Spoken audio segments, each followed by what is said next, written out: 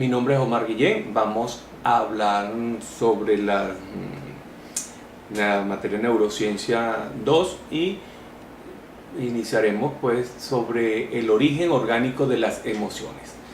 Cuando nos atrapa la rabia, el miedo, por ejemplo, se está bajo la influencia del sistema límbico. Al ir aumentando el paso del tiempo, la masa del neurocórtex ha ido creciendo el número de conexiones neuronales con el sistema límbico, lo que incrementa la cantidad de respuestas emocionales que puede presentar un individuo. De la misma manera que existe una estrecha relación entre las emociones y nuestros centros nerviosos, la vida emocional tiene repercusiones en el sistema inmunológico. El sistema inmunológico, como guardián del buen estado del cuerpo, identifica cada célula del organismo y decide lo que le es propio para protegerla y lo que le es extraño. Cuando experimentamos emociones negativas, nuestro aparato inmunológico ve disminuida su eficacia. Las personas alegres tienen una mayor capacidad de respuesta a las agresiones tanto internas como externas. El origen psicológico de las emociones pueden ser por ejemplo, mientras esperamos a una persona, se nos pueden presentar diferentes situaciones desde el punto de vista emocional. Podemos sentir rabia si la persona no llega en el momento indicado, podemos sentir angustia, podemos, una vez que recuperamos nuestra emoción, podemos enojarnos nuevamente. Y esto se nos presenta una situación, es que si no ha cambiado la situación presente que estamos viviendo, en este caso la espera, ¿por qué cambia nuestras emociones?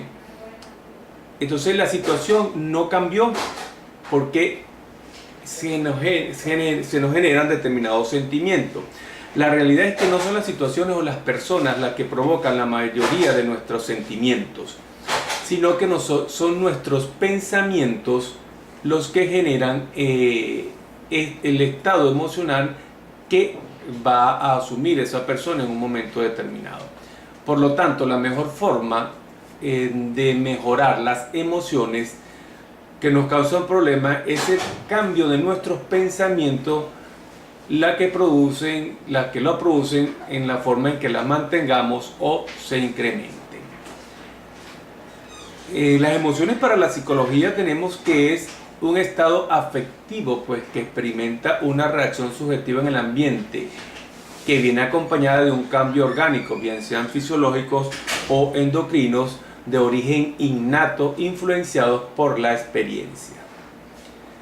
¿Qué es el sistema límbico y su relación con las emociones? El sistema límbico es aquel pues que se encuentra o conjunto de estructuras del encéfalo con límites difusos que están especialmente conectadas entre sí y cuyas funciones tienen que ver con la aparición de los estados emocionales o con aquellos que pueden entenderse como instintos. Si usamos este concepto en un sentido amplio, tenemos que el miedo, la felicidad y la rabia, así como todos los estados emocionales llenos de matices, tienen su principal base neurológica en esta red de neuronas. Así pues, en el centro de utilidad del sistema límbico están las emociones. El sistema vegetativo. El funcionamiento de los músculos obedece a un proceso, por ejemplo, voluntario, pero no sucede lo mismo con el miocardio o con los músculos lisos y los vasos sanguíneos del tubo digestivo, de la vejiga, por ejemplo. Estas vísceras que cumplen funciones en la vida vegetativa, lo mismo que las glándulas, actúan de modo independiente o autónomo, no obstante estar en comunicación con el sistema nervioso central. En el sistema nervioso autónomo o vegetativo es pues la parte del sistema nervioso relacionado con la regulación de las funciones de la vida vegetativa, en este caso la respiración, la digestión, la circulación, la excreción, que no están sometidos a la voluntad, como su nombre lo indica, es un sistema autónomo. Este se puede dividir en el sistema simpático y en el sistema parasimpático. Nos corresponde mencionar el sistema endocrino y su relación con las emociones. El sistema endocrino, también llamado sistema de glándulas de secreción interna, es el conjunto de órganos y tejidos del órgano que segregan un tipo de sustancias llamadas hormonas, que son liberadas al torrente sanguíneo y regulan algunas de las funciones del cuerpo. Es un sistema de señales similar al sistema nervioso, pero en este caso, en lugar de utilizar impulsos eléctricos o a distancia, funcionan exclusivamente por medio de sustancias, en este caso señales químicas. Las emociones son reacciones psicológicas, psicofisiológicas, que representan modo de adaptación a ciertos estímulos del hombre. Cuando ve algo o a una persona importante o que le genere alguna situación para este individuo. ¿Cómo se producen las emociones? Las emociones científicamente han pasado a ser una esencia pragmática para explicarse como moléculas, materia tangible, neuropéptidos, más exactamente que son fabricados por el hipotálamo de una manera sorprendente, que es capaz de molecularizar una emoción en forma de péptidos, proteínas, y asociarlos a neuropéptidos o neurohormonas que tienen correspondencia con las emociones que constantemente estamos experimentando. El hipotálamo y sus funciones. ¿Qué es el hipotálamo? El hipotálamo es aquel conjunto, el hipotálamo es, junto con el tálamo, una de las partes de una estructura cerebral llamada diencéfalo, que se encuentra en el centro del encéfalo de los seres humanos, por debajo de la corteza cerebral y por encima del tronco del encéfalo. Su nombre es una referencia directa al lugar que ocupa. Hipotálamo significa literalmente debajo del tálamo. El rol que el hipotálamo juega en nuestra supervivencia es de suma importancia, porque entre otras cosas se encarga de coordinar y comunicar el mundo, dos mundos aparentes, independientes, el de las neuronas y el de las hormonas que navegan por nuestra sangre. ¿Cuál es la función de esta parte del cerebro? Tenemos que el hipotálamo es una de las estructuras cerebral con un papel más importante en la regulación de los estados del ánimo, de la temperatura corporal, del sueño, de los impulsos sexuales y del hambre y la sed. Su relación con la regulación y las emociones y los estados fisiológicos, se considera que el hipotálamo forma parte del sistema límbico, el conjunto de partes del cerebro relacionadas directamente con la generación de las emociones. Se puede decir que el hipotálamo se encarga de poner en marcha y coordinar entre sí buena parte de los procesos que nos permiten sobrevivir y adaptarnos a situaciones cambiantes. Y además el hipotálamo está ubicado cerca del tronco del encéfalo, porque interviene en las funciones básicas que garantizan nuestra supervivencia y que por lo tanto se realizan de manera involuntaria, sin que nos demos cuenta, además de actuar como un puente entre el cerebro y el sistema endocrino. Coordina todo lo que se realiza a través del sistema nervioso autónomo, es decir, que le envía órdenes a parte del cuerpo para que éste se adapte a cada situación. El estrés, origen y consecuencia. El estrés es una consecuencia directa de la sociedad en la que vivimos, principalmente se puede enfocar desde ese punto de vista, en la que cada día nos vemos sometidos a más exigencias y presiones a las que tarde o temprano no somos capaces de dar respuesta. Más que una enfermedad del estrés, es un estado de fatiga que se manifiesta a través de una serie de trastornos físicos y psicológicos, en la cual puede estar sometido ese individuo. El estrés se relaciona con las respuestas fisiológicas y psicológicas de un individuo ante estímulos y demandas de su entorno social. Aunque solemos asociar el concepto con el malestar, con una primera instancia, el estrés se relaciona con los procesos de adaptación a las demandas del entorno. En una segunda instancia, cuando la persona es incapaz de dar respuesta a sus propias exigencias, estamos ante la definición habitual del estrés.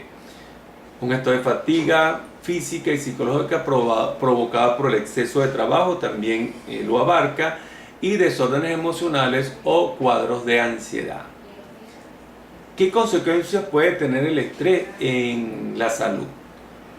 De la misma manera en que no hay una única respuesta ante situaciones estresantes, tampoco las consecuencias son siempre las mismas, aunque hay una serie de enfermedades y trastornos físicos y psicológicos que suelen afectar a las personas que padecen el estrés. En el plano psicológico podemos mencionar que se pueden observar alteraciones como miedo, fobias, depresión, trastorno de la personalidad, conductas obsesivas y compulsivas y alteraciones del sueño. Todas estas alteraciones pueden ser acompañadas por trastornos cognitivos como incapacidad para la toma de decisiones, dificultad para concentrarse, olvidos frecuentes e irritabilidad que puede presentar la persona. ¿Qué es el comportamiento y qué relación guarda con las emociones? El comportamiento es la manera como una persona actúa ante una situación determinada o en general.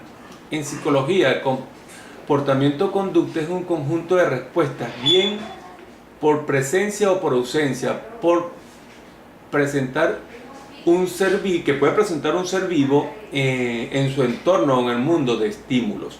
El comportamiento puede ser consciente o inconsciente, voluntario o involuntario, según las circunstancias que lo afecten. ¿Por qué las emociones fuertes tienen un impacto importante a la hora de tomar una decisión? Según experimentos realizados en psicología, han determinado que a las personas que se sometieron a, por ejemplo, situaciones de repugnancia, estaban más propensas a seguir conductas egoístas y engañosas en una proporción mucho mayor que las que no lo sintieron.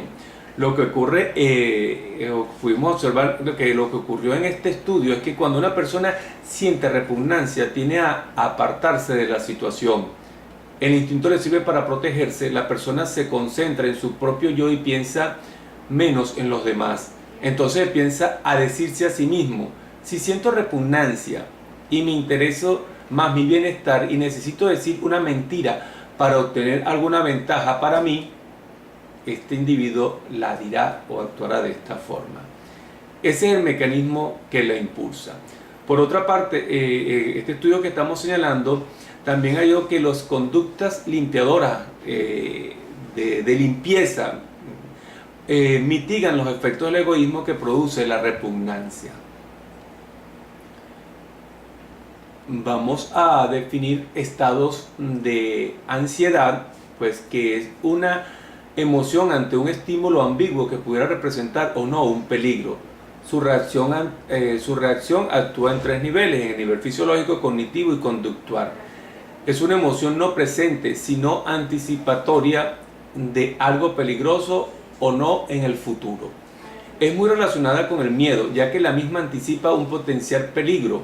La ansiedad permite, mediante los sentidos, evaluar la naturaleza del peligro y previendo, pues, incluso si es conveniente, afrontar o huir ante una determinada situación. Terror.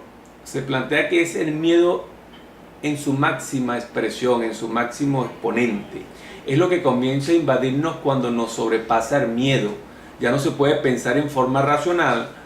El individuo puede conducirse a la muerte por un paro cardíaco.